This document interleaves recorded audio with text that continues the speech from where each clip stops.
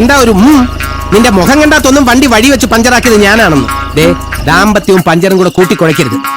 അവര് വരുന്നുണ്ട്. ചിരിച്ചോ ചിരിച്ചോ.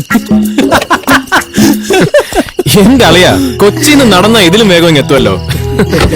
ലക്ഷ്മിക്കുട്ടിയെ എത്ര നേരം കാത്തിരിക്കണു. ഈ റോഡ് മുഴുവൻ എന്ത് ബ്ലോക്ക് ആയിരുന്നറിയോ? ബ്ലോക്ക് എന്ന് പറഞ്ഞാൽ ബസ്സുകൾ ഇങ്ങനെ ഞാനിത് കേൾക്കണം.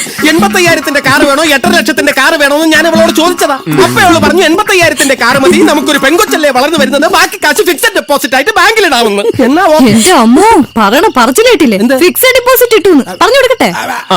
എന്നാ പിന്നെ പറ, ഞങ്ങളോടൊന്ന് അറിയട്ടെ.